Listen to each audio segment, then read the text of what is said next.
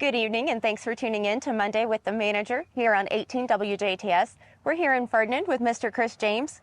Chris, thanks for meeting with us this morning. Thanks for coming along. Absolutely. Business is booming here in Ferdinand, and there's some other things being conducted inside, so we're going to enjoy the weather and conduct today's interview outside.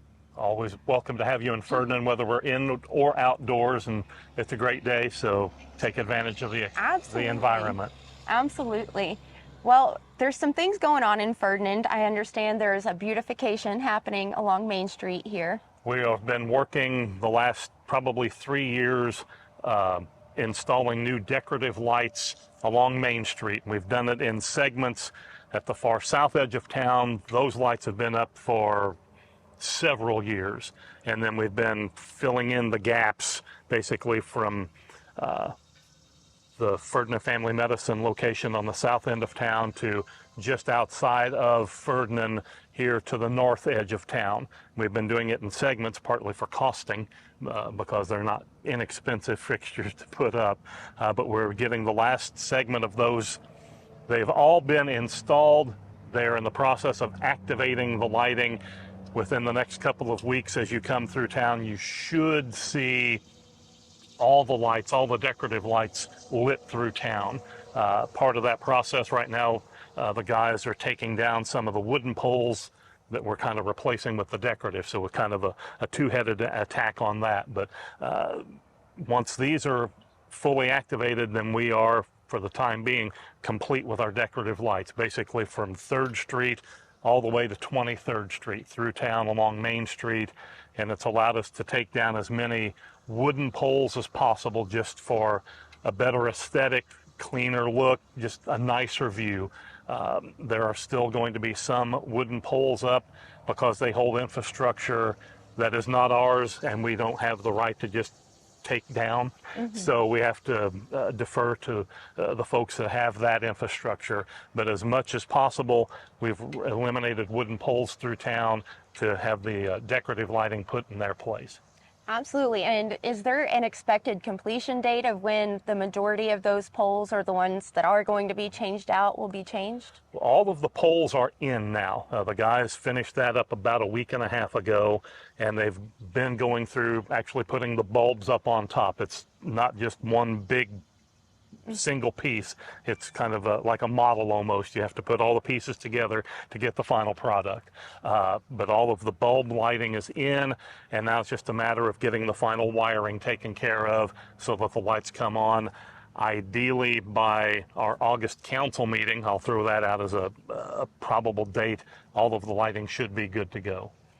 Well, that'll be nice to see in Ferdinand, a little update to the scenery along Main Street, and with those lights, it'll be a nice, updated, more modern look through town. Yes. And with those lights, I understand that there was some changes discussed to electricity bills at the last meeting. At our July council meeting, we had our introductory discussion for an electric rate increase.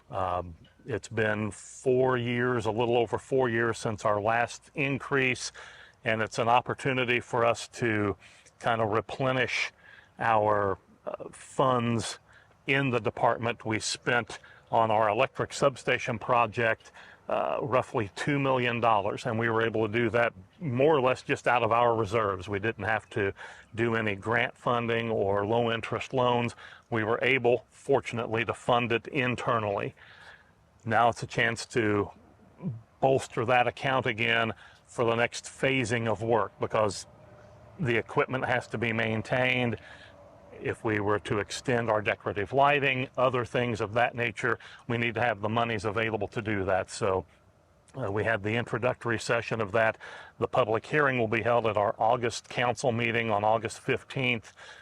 For residential customers, on average, it's about an $11 a month increase. Not a tiny bump, but not gigantic either. And council has been working the last several years with the water, the sewer, the electric rates to have, I guess in a sense, more frequent, smaller increases instead of going 8 or 10 years without one, and then all of a sudden then it's a ginormous number for an increase. We're trying to do it in smaller pieces so that it's more easily budgetable for our folks in town to take advantage of. And even with that increase, we're still going to have some of the lowest electric rates throughout the region. So we feel like it's in a way a win-win. We still have low electric costs, but we're able to kind of bolster our reserve accounts for when the next big project comes up, that we can self-fund it as much as possible internally. Absolutely. It's a small increase, but that small increase in payment is nothing more than an investment in keeping those low electricity costs low in Ferdinand, and all of the updates that will be inevitably needed in the future. Definitely so, yes. And also looking ahead to the future, I know you manage a lot of things outside of the town of Ferdinand, like the Dubois County Leadership Academy, and we just recently had our 5th and final session, and the presentation of capstone projects is coming up. Yes, it is. It's our graduation ceremony. It's August 16th, and we've got 15 great participants this year that we're going to, that have been separated into 3 teams.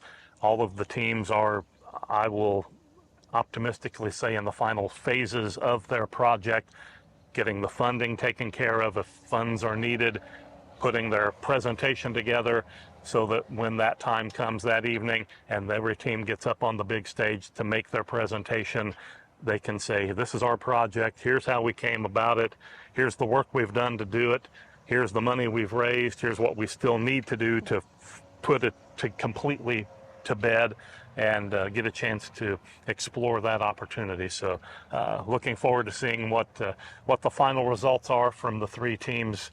We've got some very good projects again this year, and I've referenced this for many years.